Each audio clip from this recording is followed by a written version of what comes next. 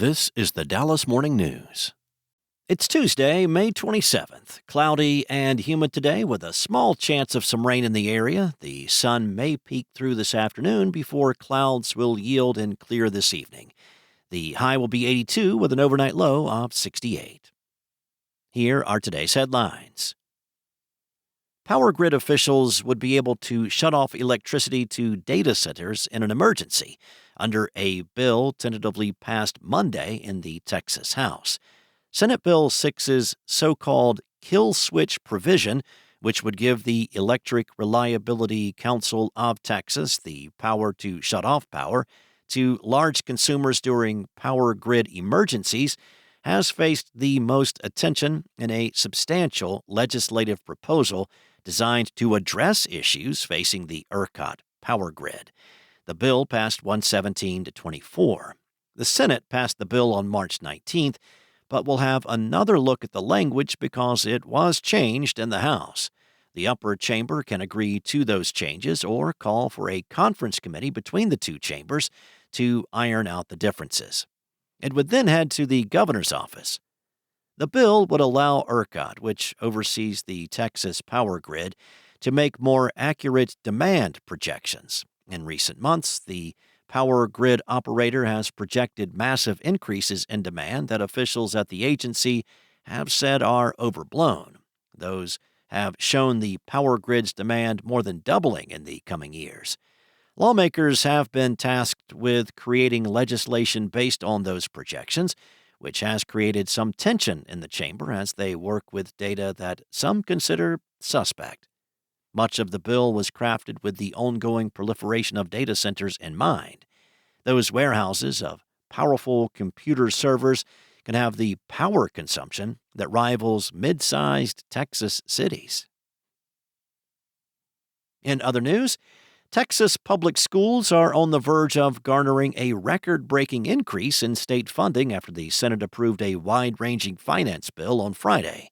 Governor Greg Abbott has promised to sign the bill that will funnel an additional $8.5 billion to public schools over the next 2 years. Several factors affect how much state money school districts receive per student, such as how many students are in special education or enrolled in career and technical education programs.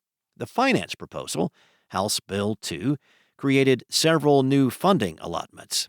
The largest is $4.2 billion to increase teacher pay through retention raises.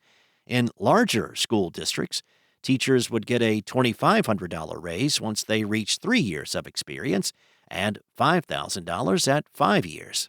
Teachers in smaller districts would see a $4,000 increase at 3 years and $8,000 at 5 years. Texas schools will get new dedicated funds for fixed costs. Districts can use that money, a total of $1.3 billion over the next 2 years, to pay for insurance, utilities, transportation, and other costs that have grown substantially in recent years. The bill also provides increases to existing allotments, $2 billion for special education, pre-K, early learning interventions, and career and technical education, as well as $430 million for school safety. Next up, the City of Dallas is hosting an Expedited Passport Day for residents who need to obtain or renew their passports. The event will take place on Thursday, May 29th, in the Flag Room on the 6th floor of Dallas City Hall from 9 a.m. to noon. Residents must register in advance and choose a 15-minute time slot. It takes 2 to 3 weeks to get the passport through the expedited process. The cost for adults seeking their passports for the first time is $225. It's $190 to renew and $195 for minors. These prices already include the $60 fee for expedited processing. Payments will only be accepted via credit or debit card or money order. Cash is not accepted. All passport applicants, including minors, must be present.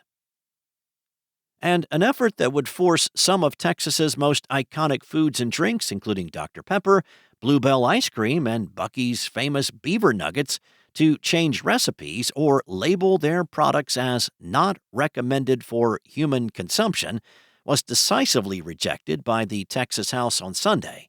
Led by a group of House Republicans whose districts include those companies, 79 lawmakers voted to weaken the labeling requirement tucked inside a sweeping nutrition and fitness bill championed by Washington, D.C. Republicans.